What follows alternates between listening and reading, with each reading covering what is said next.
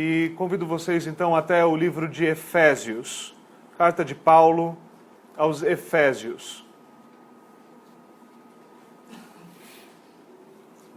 Na última semana nós encerramos a nossa exposição em Malaquias e então durante essa exposição nós vimos um pouquinho daquilo que a palavra de Deus ensina sobre o culto ao Senhor, sobre como nós devemos cultuá-lo, sobre os princípios elementares do culto, sobre o fato de que nós adoramos a Deus por causa de quem Deus é, e Ele é o grande Jeová. E nós vimos, então, ali muitos princípios de como a nossa vida e o nosso culto também estão relacionados. Hoje, na nossa nova série de exposições, nós começamos a carta de Paulo aos Efésios. E eu gostaria, então, hoje de que pudéssemos ler a introdução, a brevíssima introdução à carta de Efésios e pudéssemos abrir a nossa série de exposições, então, ao lidar primeiramente com a introdução à carta. Eu convido vocês, então, a Efésios, capítulo de número 1. Eu gostaria que pudéssemos ler os versículos 1 e 2. Efésios, capítulo 1, versículos 1 e 2.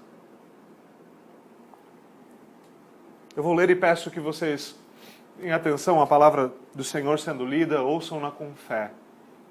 Assim diz a palavra do Senhor.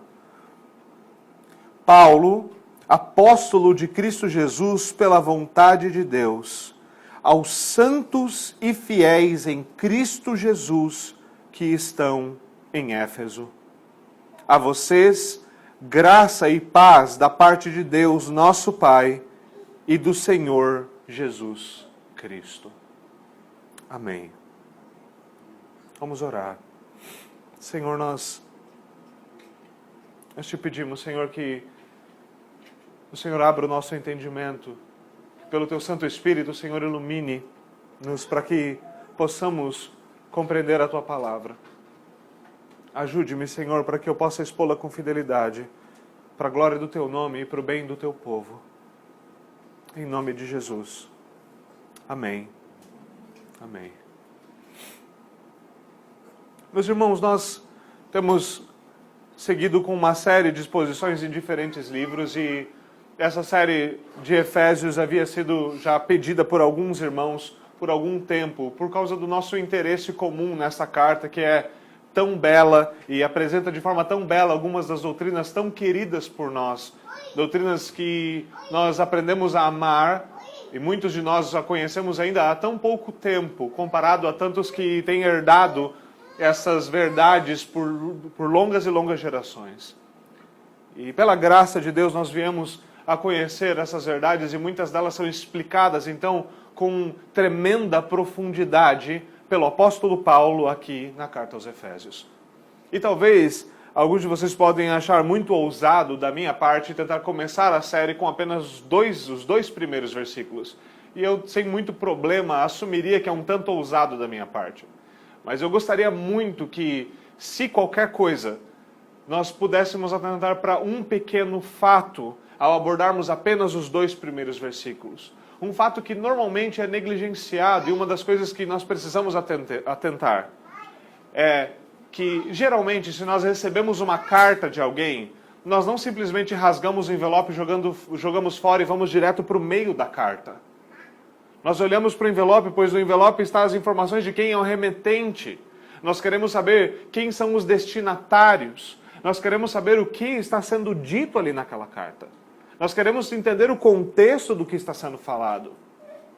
E por isso nós jamais podemos pular a introdução. E infelizmente, muitas vezes, ao lermos a Escritura, nós somos um tanto quanto desleixados e gostamos de pular essas partes. A gente fala, não, a gente sabe que é Paulo, ele é um apóstolo, ele escreveu para a igreja tal, porque o nome está grande ali em cima no cabeçalho, então a gente sabe o que está acontecendo. Mas a gente sabe o que está acontecendo? Nós temos certeza do que está sendo feito? Veja, nós confessamos, junto com todo o movimento da Reforma Protestante, que somente a Escritura é a palavra de Deus. Não confessamos apenas que somente a Escritura é a palavra de Deus, mas também que toda a Escritura é a palavra de Deus. que cada um dos simples e dos menores vocábulos foram inspirados por Deus, que em sua soberania usou os autores para então registrar a sua palavra de maneira infalível e inerrante. A pergunta que nós devemos fazer então é: isso por acaso não se aplicaria às introduções das cartas? É óbvio que sim. Então nós deveríamos sempre atentar com muito cuidado para o que está sendo dito em cada uma dessas pequenas afirmações que são feitas, enquanto nós nos aproximamos, principalmente de uma carta tão querida e tão bela quanto a carta de Paulo aos Efésios. Essa é uma carta que tem sido exposta por muitos pregadores infinitamente mais capazes do que este que lhes fala, por muito e muito e muito tempo. Um deles, a quem eu mesmo tenho ouvido, a fim de que possa descer ao meu coração alguma das coisas que estão aqui expostas, é um conhecido pregador chamado Martin Lloyd-Jones. Lloyd-Jones, ele pregou mais de 200 sermões na carta de Efésios, muitas vezes pegando menos do que um versículo por vez para expô-los, o que naturalmente toma certa capacidade a qual falta a muitos outros pregadores como a mim mesmo.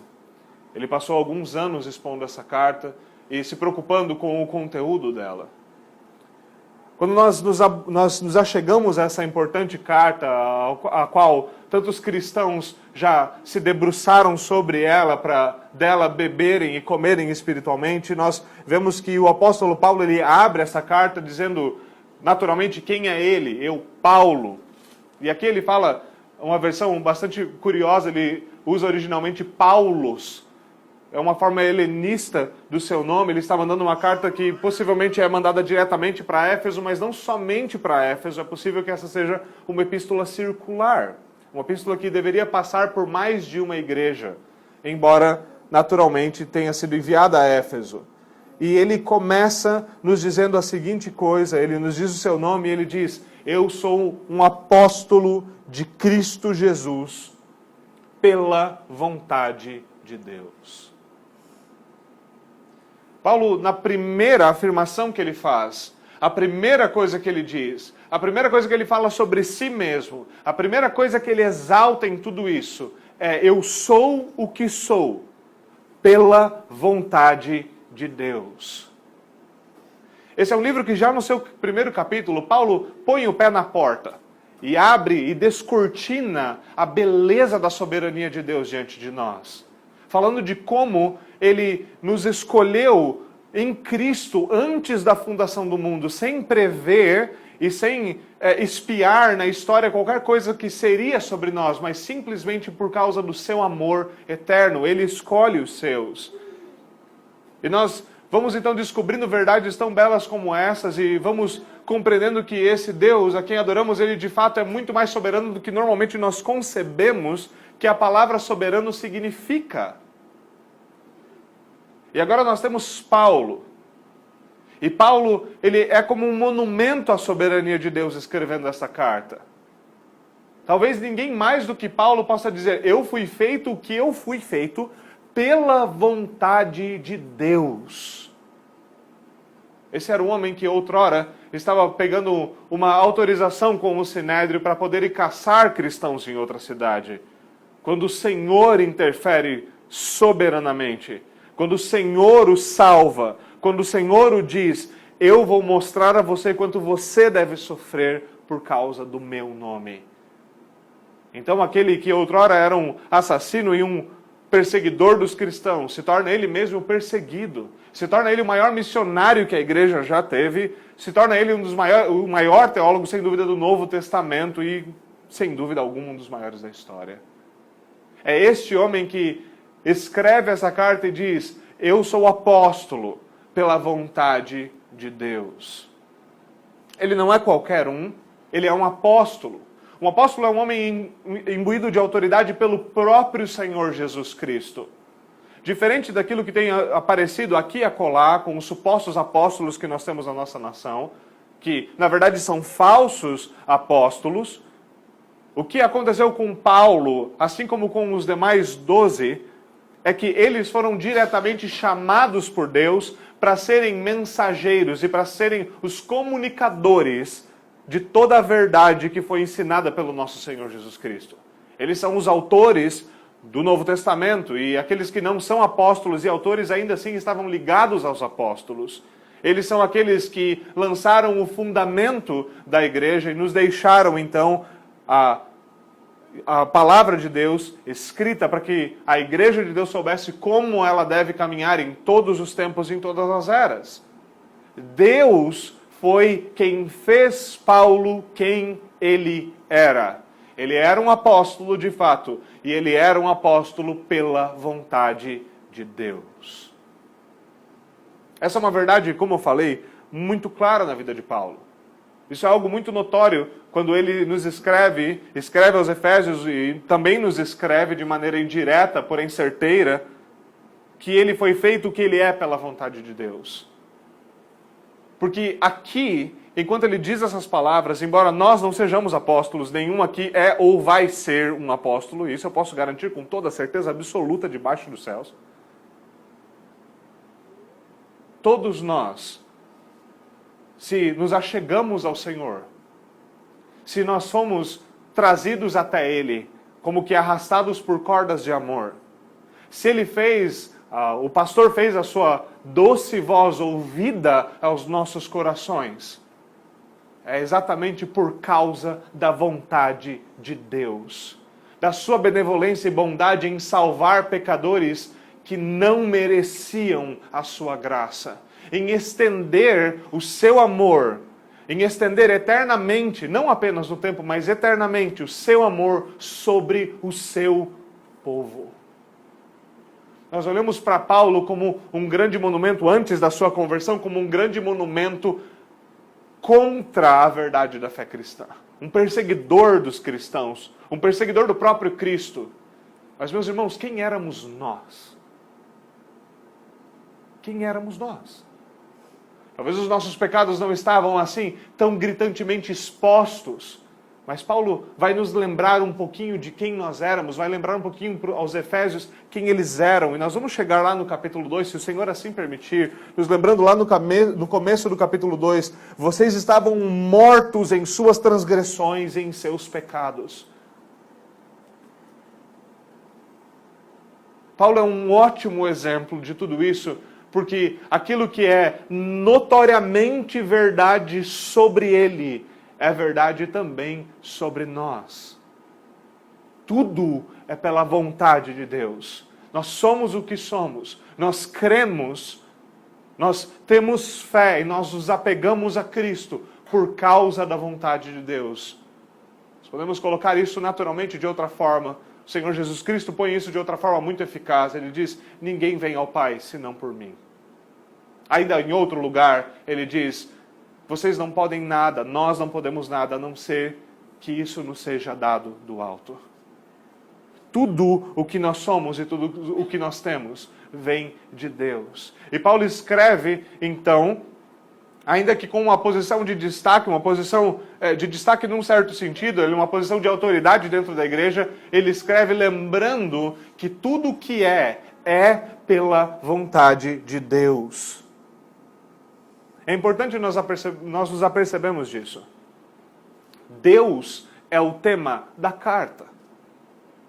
Nós podemos falar, e muitos teólogos capazes têm falado de como o tema da carta basicamente é a igreja de Cristo, a igreja de Cristo com o seu cabeça, e o paralelo desta epístola com outras epístolas, também escritas no período que Paulo estava na prisão. Esta é uma das chamadas 4 epístolas da prisão, junto com Filipenses, Colossenses e Filemão. E então nós costumamos procurar esse tipo de detalhe nas cartas. Isso obviamente é muito importante, isso sempre nos ajuda a compreender melhor o que está nessa carta. E de fato o Senhor vai falar aqui com uma visão bastante panorâmica, por meio do apóstolo Paulo, como ele reúne a sua igreja, desde a eternidade e no tempo, como ele fez de dois povos, dos gentios e dos judeus, uma única igreja, um único povo para si, unido por meio do seu gracioso pacto, e como também este povo tem que andar, caminhar diante dele. Mas nós sempre devemos voltar e encarar o fato de que tudo isso é sobre Deus. A igreja não é o que é por qualquer outra coisa senão pelo próprio Deus e para a promoção da sua própria glória. Não há nada e nenhum outro objetivo final em toda a existência que não esse. A glória, a gloriosa graça daquele que salva pecadores de acordo com a sua vontade. Esse é o Deus que se revela a nós. E esse Deus se revela a nós na Escritura. E Paulo fala abundantemente desse Deus. Ele abre a sua carta dizendo, eu sou apóstolo pela vontade de Deus, aos santos e fiéis em Jesus Cristo. Ele fala então, a vocês graça e paz da parte de Deus. Ele vai para o versículo 3, ele diz, bendito seja o Deus e Pai do nosso Senhor Jesus Cristo. E assim ele vai caminhando pela carta, sempre nos lembrando que tudo isso provém graciosamente de Deus. Por isso que é muito conveniente que no versículo 3, e se o Senhor permitir, no próximo domingo nós veremos isso, ele abre então o discurso, seu discurso de agradecimento, agradecendo um único ser. Bendito seja Deus. Ele é o tema, Ele é o centro, Ele é o motivo, tudo vem dele e tudo retorna para Ele. Não é de nos surpreender que o apóstolo Paulo, após discutir com maiores detalhes em Romanos 9 e 10, toda a questão da eleição, da reprovação e todos os detalhes pequenos e tantas vezes difíceis para alguns de engolir, ele termine tudo isso em Romanos 11 e 36 e diga, porque dele, por ele e para ele são todas as coisas. Portanto, a ele e somente a ele toda a glória. Quantas vezes nós precisamos nos reaperceber disto? Tudo é sobre Deus. Nós, muitas vezes influenciados por vários tipos de filosofias e ensinos, muitas vezes centrados num tipo de interpretação existencialista, nos aproximamos da Escritura e pensamos que tudo é sobre nós. Nós gostamos de mistificar certas coisas para que elas tenham mais parecer com a nossa realidade, mas nós devemos nos aperceber disso. Quando a Escritura fala de nós, ela fala de fato de quem nós somos, e nós somos pecadores. Quando a Escritura fala de Deus, ela fala de quem Deus é, e Deus é santo. E a solução deste difícil problema é nos apresentado somente na pessoa de Jesus Cristo. Paulo, apóstolo de Cristo Jesus, pela vontade de Deus. Este é o nosso remetente. Esse é aquele que nos escreveu essa carta. Esse é aquele que colocou a pena no papel, talvez, e alguns dizem que é possível, porque Tíquico, no final da carta, nós vamos saber que Tíquico foi a pessoa a quem Paulo entregou a carta para que ele levasse a carta aos destinatários. E alguns sugerem que talvez Tíquico tenha servido como um amanuense, como um escritor para Paulo, para que Paulo, então, para que todas essas palavras fossem registradas. Agora, o que nós temos é esta carta sendo enviada de Paulo. É o próprio apóstolo, então, que elabora esta importante carta, esta importante doutrina que nos é entregue, e então ele a envia. E nós precisamos também compreender quem são os destinatários desta carta. Nós não teremos tempo hoje de ver isso em detalhe, mas nós podemos só lembrar e rearranhar a superfície disso. Se nós visitarmos Atos, capítulo 19, nós vamos lembrar que o apóstolo Paulo, numa das suas viagens missionárias, ele esteve em Éfeso. Ele chegou em Éfeso, ele pregou o evangelho em Éfeso, e Atos 19 nos mostra o que era a realidade de Éfeso. Ela era uma cidade completamente voltada ao paganismo. Ela era uma cidade simplesmente e completamente corrompida. Todos eles eram dados à adoração de Diana dos Efésios, ou a Ártemis dos Efésios. Eles tinham o seu templo, um dos principais motores econômicos da cidade era o feitio de estátuas e objetos de adoração a Diana ou Ártemis. E Paulo, então, chega-se naquele lugar, ele prega o evangelho, ele consegue apenas 12 pessoas lá, que deram ouvidos a ele primeiramente. Então ele começa a estabelecer uma igreja cristã ali. E essa igreja começa então a anunciar o evangelho, e Lucas nos diz em Atos 19 que eles anunciaram o evangelho com tamanha eficácia que todo o povo da cidade havia ouvido o evangelho. Isso não quer dizer que todo o povo havia aceitado o evangelho. O que acontece é que, por causa da pregação do evangelho, a adoração a Diana começa a entrar em declínio. Aqueles que viviam de fazer estátuas e objetos de adoração começam agora a ter problemas financeiros. E então, esses homens se voltam contra aqueles que estão pregando o evangelho. Essa é a cidade para a qual Paulo está escrevendo a carta. Uma cidade que outrora não conhecia o evangelho. Uma cidade onde a beleza das boas novas ainda não haviam sido anunciadas. E agora há lá uma igreja estabelecida e Paulo escreve essa carta dizendo: a vocês é que eu escrevo, da parte de Deus é a vocês que eu escrevo. Mais uma vez, nós temos aqui algo muito impressionante. Mais uma vez nós lembramos que Deus salva pecadores. E mais uma vez nós lembramos que o Senhor é bondoso para com esses pecadores a quem Ele salva.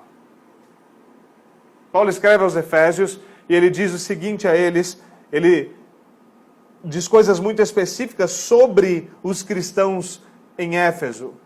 Ele diz: aos santos e fiéis em Cristo Jesus. A primeira coisa que ele fala é: essa carta é enviada aos santos. A Escritura é algo que foi escrita, que foi revelada, ela é uma revelação aos cristãos. Nós temos a revelação geral de Deus na criação e no conhecimento que o homem tem inato daquilo que é bom e daquilo que é mal, mas nós temos uma revelação particular e especial de Deus entregue ao seu povo nas Escrituras. Essa revelação é confiada aos crentes. E aqui eles são chamados de os santos. É importante, mais uma vez, que nós atentemos para as palavras que nos são ditas nessa introdução. Por que Paulo fala aos santos e fiéis? Muitas vezes nós temos uma cabeça um tanto quanto distorcida quando nós pensamos naqueles que são os santos. Outras pessoas ainda mantêm, de certa forma, uma distinção um tanto quanto católica naquilo que é santo. E a gente diz: não, os santos são aqueles que foram canonizados pela igreja. Existem alguns homens que são santos, alguns homens que são separados, alguns homens que são limpos, alguns homens que são especiais de alguma forma. Mas Paulo não está escrevendo para alguns homens essa carta.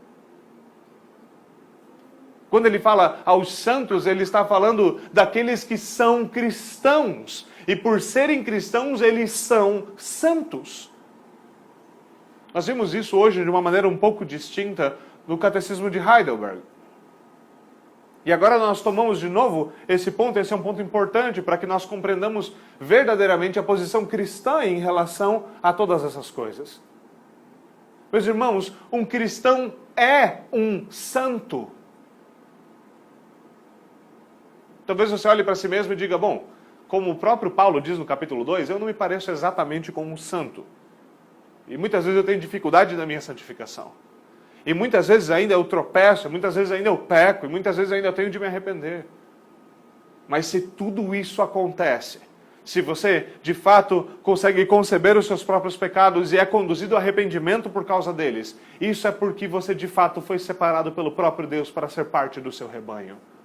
Isso é parte do que é verdadeiramente ser um santo. Não num sentido de perfeição absoluta, de inexistência de pecado, mas no sentido de que todo cristão é verdadeiramente separado pelo próprio Deus para servi-lo e para ser parte do seu rebanho.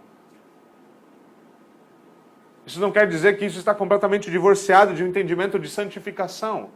Porque esta é outra coisa que é verdade sobre um cristão. Ele é um santo. E ele é um santo porque ele de fato está passando pelo processo de santificação. Não existe um cristão que não esteja sendo santificado. Do contrário, ele não é um cristão. As palavras do grande puritano John Owen: o Senhor não salva ninguém que ele também não justifique. Mas também ele não justifica ninguém que depois ele não santifique.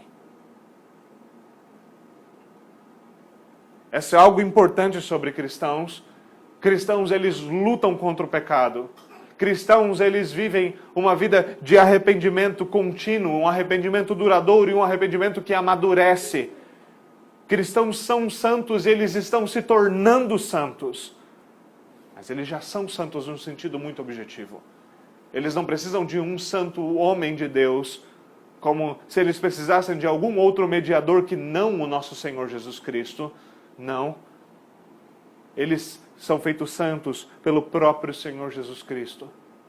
É importante que nos lembremos disso. A sua morte naquela cruz comprou de fato a nossa salvação, mas não comprou apenas parte dela. Ele declara com ousadia e intrepidez: está consumado. Tudo o que haveria de ser feito foi por ele feito naquela cruz. E tudo o que era necessário para a nossa salvação foi comprado por ele perfeitamente. A nossa justificação estava inclusa nisso, sem dúvida alguma, e todo mundo é muito feliz em anunciar: o Senhor morreu para a nossa justificação, ele ressuscitou para a nossa justificação. Mas naquela cruz estava também um pagamento pelos nossos pecados que ainda teriam de ser perdoados, mesmo tendo nós conhecido a graça do nosso Senhor Jesus Cristo. Em outras palavras, o Senhor morreu também pela nossa santificação e comprou também a nossa santificação. Essa é uma parte fundamental da nossa salvação e ela não estava fora daquela folha de pagamento que foi pregada no madeiro do nosso Senhor Jesus Cristo. Cristãos são santos. E esta carta é escrita a os santos. Além disso, ele diz que os receptores dessa carta não são apenas santos, eles são também fiéis. E infelizmente a tradução deste termo não é tão feliz, principalmente nesta versão, e eu não me lembro agora exatamente se temos uma outra versão em português que traduza isso de uma maneira muito mais eficaz. A maneira mais adequada de traduzi-la seria dizer aqueles que são crentes. Mas isso muitas vezes também nos confunde. Às vezes nós podemos ler e falar santos e fiéis. Falamos, então o cabra tem que ser santo, ele não pode pecar, ele tem que ser perfeitamente fiel ao Senhor para ele ser o receptor de toda a graça que é dita aqui. Não. Ele deve ser, de fato, um santo. E se ele é um verdadeiro cristão, ele é um santo. E ele deve ser um fiel, ou seja, ele deve crer. A palavra fiel aqui vem da ideia de fé, de ter fé. Quando o Senhor Jesus Cristo, por exemplo, diz aos discípulos, lhes falta fé, o que ele está falando poderia ser traduzido, se fosse de acordo com esse termo, vocês são infiéis. O que Paulo está falando é que os cristãos, eles são santos, e os cristãos são aqueles que exercitam a sua fé, que exercem a sua fé, que vivem essa fé. Eles são crentes. E essa é uma outra grande verdade sobre aqueles que são cristãos. Eles creem em alguma coisa. Há, obviamente, muita discussão sobre o que é fé e quais são os pontos mínimos do que é fé. Mas uma coisa é certa, a fé nunca é desprovida de verdade. A verdadeira fé, ela sempre se apega à verdade. A verdade do nosso Senhor Jesus Cristo, que se fez homem, que morreu pelos nossos pecados, que ressuscitou ao terceiro dia, que ascendeu aos céus, que está sentado à destra de Deus Pai. O Deus que haverá de voltar e virá para julgar os vivos e os mortos. A fé cristã, cristãos, eles creem em alguma coisa. Há um objeto nessa fé. E o objeto central dessa fé é a pessoa e a obra do nosso Senhor Jesus Cristo. Ele fala, vocês, os destinatários, são aqueles que são santos por causa de Cristo e que têm fé e que vivem a fé em Cristo. Ele não está falando aqui de uma fé passageira, de uma fé momentânea, como a da semente que caiu entre as rochas e logo foi sufocada, embora tenha brotado. Mas ele fala daqueles que perduram na fé. Aqueles que são, então, nesse sentido, fiéis. São crentes. Esses são verdadeiros cristãos. Eles creem em algo. Eles creem em Cristo. Meus irmãos, nós devemos sempre encarar essas verdades com seriedade e perguntar onde está o nosso coração diante delas. Sou eu um santo? Tenho eu fé em Jesus Cristo? Eu posso ser considerado com tranquilidade, no meu coração, com a certeza do Santo Espírito, como um dos receptores de todas essas graças aqui anunciadas? Meus irmãos, que Deus tenha misericórdia de nós se Ele não fala a nós aqui nessa carta. Que o Senhor possa nos conduzir a verdadeiro arrependimento e fazer de nós aquilo que nós não podemos ser, a não ser pela Sua vontade. E aqueles de nós que pela graça do nosso Senhor, pela vontade de Deus, já foram transformados em santos e crentes e fiéis, que nós possamos viver de acordo com as palavras que aqui nos são atribuídas. Nós possamos ter uma visão santa das coisas e buscar viver a santidade sem a qual ninguém verá o Senhor. E isso tudo, obviamente, por meio de viver de maneira coerente com a fé que nós professamos, sendo verdadeiramente crentes, sendo verdadeiramente fiéis. É importante que o apóstolo fale aos santos e fiéis, e ele diz santos e fiéis em Jesus Cristo. O que ele quer dizer é mais do que nós somos santos e fiéis por meio de Jesus Cristo, embora isso de fato seja uma verdade. Todo aquele que é santo e é fiel o é por causa de Cristo. É por causa da obra do nosso Senhor aplicada a nós pelo Espírito Santo é que nós somos santos e fiéis. Mas o que o nosso texto dizendo ainda está dizendo ainda mais do que isso, ao nos dizer que nós somos o que somos em Cristo. E o que ele quer dizer por isso é, nós somos o que somos tendo sido unidos a Ele pela fé. O Senhor colocou isso, talvez de uma outra forma, em outras palavras, ao dizer que Ele é a videira verdadeira e nós somos apenas os ramos. E qualquer um que não está nele não tem vida em si mesmo, porque apenas Ele tem vida em si mesmo.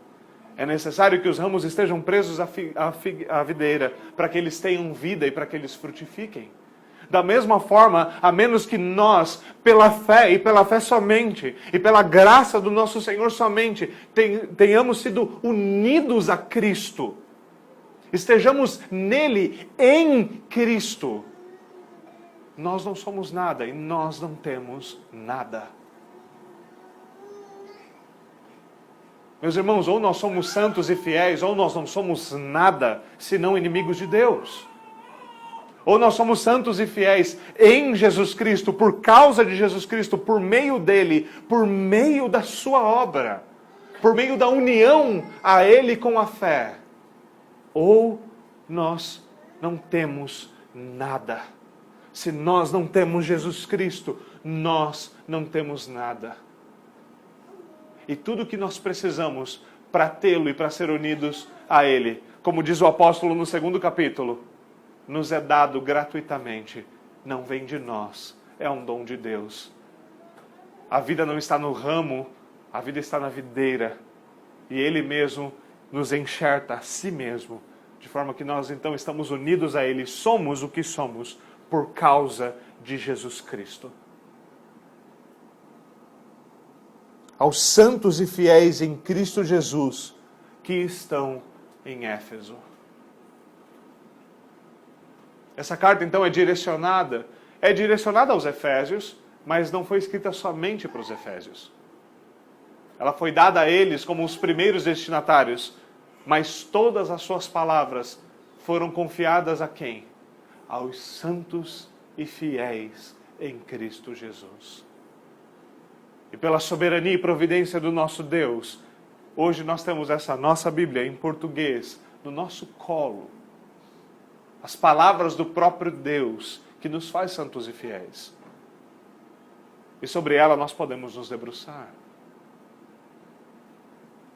Então, Paulo segue e nós caminhamos para o nosso último versículo de hoje. Ele diz: a vocês, a vocês, santos e fiéis, a nós, graça e paz.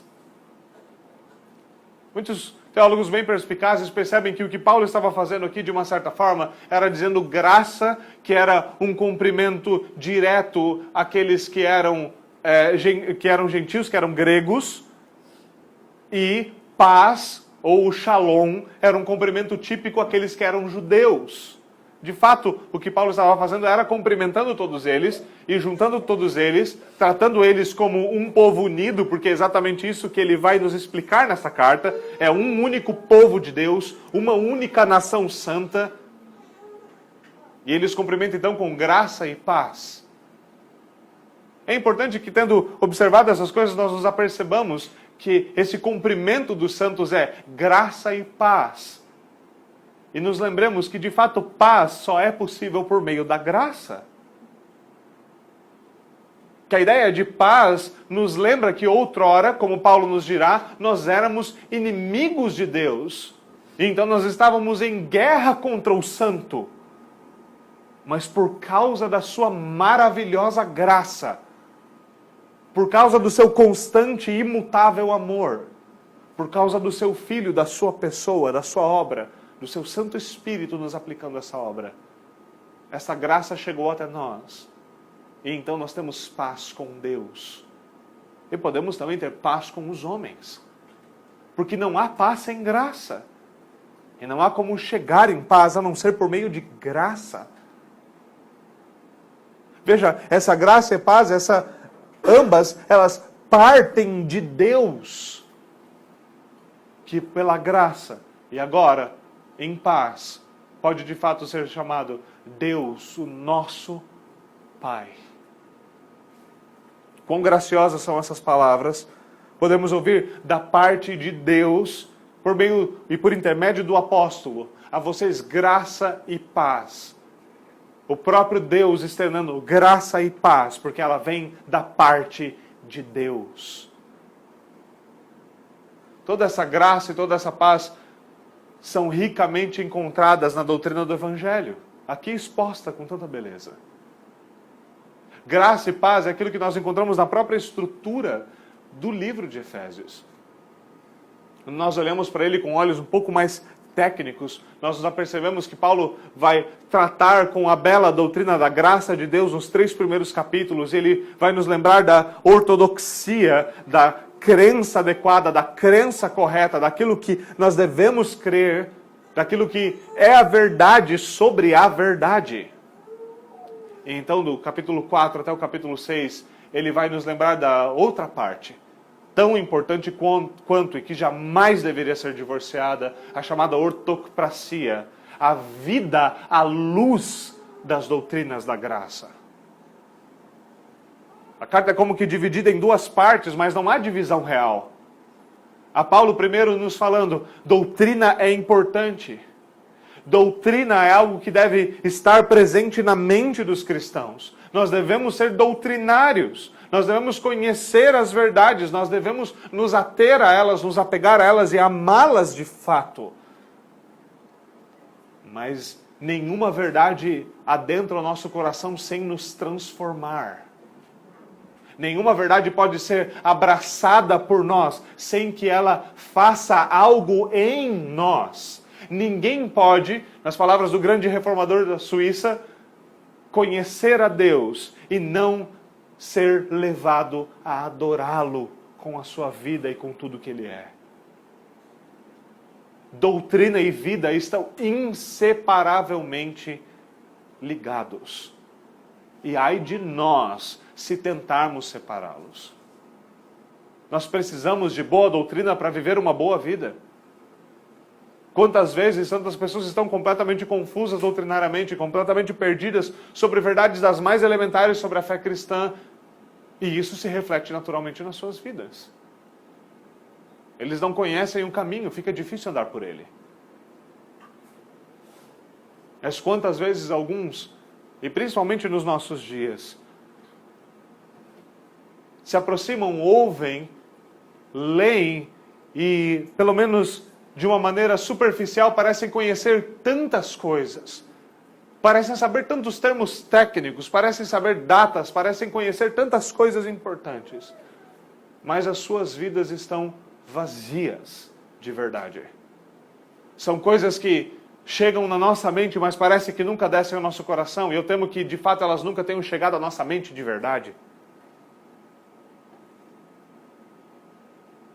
Porque como poderia tamanha graça e tamanha paz ter invadido os nossos miolos sem contaminar o nosso coração? Meus irmãos, Efésios nos fará um gravíssimo chamado a crer no Deus soberano e a viver debaixo do Deus soberano. A saber que Ele é Deus e nós somos os seus súditos. A saber que a vida que nós vivemos debaixo da sua autoridade e da sua verdade. E que essa verdade nos diz como nós trabalhamos, como nós somos maridos, como nós somos mulheres, como nós somos filhos. A ponto de dizer como nós somos empregados e até mesmo naquela época escravos. De nos dizer, aquele que está sentado no trono, o Deus soberano de quem nós estamos falando, o bendito Deus, Ele é Senhor sobre as nossas vidas. E é para lá que a doutrina nos leva. Há uma verdadeira compreensão de quem é Deus. Há uma verdadeira compreensão de que Ele é Senhor. Há uma verdadeira compreensão de que não há outra alternativa para o cristão senão sujeitar-se à paternal mão de Deus e viver para a sua glória, porque não há outra forma mais bendita de demonstrarmos a gratidão que nós temos por causa desta graça imerecida que achegou-se ao nosso coração e nos deu verdadeira paz com Deus e com os homens. Meus irmãos, é assim que Paulo abre essa carta. Essa é a ideia geral desta carta. E após então essa bendita introdução. E quão bendita introdução. Quem nos dera sabermos fazer introduções, quer para sermões ou cartas desta forma. É com essa bendita introdução que então ele se volta à igreja de Éfeso e diz: bendito seja Deus. Deus esse que é bendito, que foi bendito na minha vida e que é bendito na minha vida, que é bendito nas vossas vidas. Meus irmãos, um Deus que é bendito hoje aqui entre nós. O Deus da verdade, o Deus da nossa vida, o Deus que controla todas as coisas para a sua glória. O Deus que faz com que tudo coopere para a sua glória. É esse o Deus a quem nós adoramos. Nós não precisamos de um Deus menor do que esse. Não há um Deus menor do que esse. Qualquer Deus que não seja soberano não é Deus algum. Mas nós nos voltamos aqui ao verdadeiro Deus. Nós voltamos àquele aqui que, por graça, por compaixão, condescende a nós, inclina-se a nós para nos falar as suas palavras e para nos dar de conhecer da sua verdade. Para que nós, tendo conhecido a sua verdade, vivamos de acordo com ela. Meus irmãos, a minha oração é que, diante de tão bendita introdução, nós estejamos verdadeiramente ansiosos por adentrarmos as profundidades das verdades de Deus encontradas nessa carta. E prontos a levar as surras necessárias para que nós aprendamos a andar de acordo com elas. Tudo isso porque Ele é digno disso. Não porque apenas é para o nosso bem, não porque, afinal de contas, nós somos uma igreja, o ideal é nós estudarmos alguma coisa. Não. Porque Ele é digno. Porque Ele é o Deus bendito. Que o Senhor nos conduza em todas essas coisas. Que o Senhor nos ajude a perceber qual é o caráter da verdadeira posição do cristão. Ele é um santo, ele é um fiel. Ele se aperceba da graça de Deus e da paz que é estabelecida com Deus por meio da obra do nosso Senhor Jesus Cristo. a lembrar que tudo que nós somos é por causa dele e tudo que nós desfrutamos é por estarmos unidos a ele. Que o Senhor nos conduza e nos enriqueça com as grandes riquezas da sua graça encontradas nesse livro. Que o Senhor nos ajude a olhar para ele com estes olhos que o apóstolo pinta tão belamente aqui. O bendito Deus soberano, Senhor de todos os santos, Senhor de todos os fiéis, o nosso Pai, o Pai do nosso Senhor Jesus Cristo, o cabeça da igreja. Vamos até o Senhor em oração. Senhor, nós te damos graças.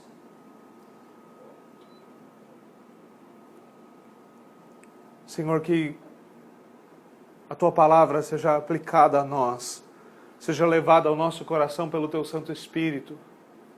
Por favor, Senhor, ajuda-nos a descansar no Senhor e na Tua verdade, mas também desperta-nos para essas profundas verdades e nos ensina a andar de acordo com elas, Senhor. Ajuda-nos, Senhor, a sermos santos e fiéis. Ajuda-nos, Senhor, a voltar os nossos olhos para o Senhor e saber que tudo o que nós temos vem do Senhor pela sua vontade soberana. Por favor, Senhor, grava em nosso coração um senso profundo de zelo pelo Senhor. Por favor, Senhor, nós oramos no nome do Teu Santo Filho Jesus. Amém. Amém.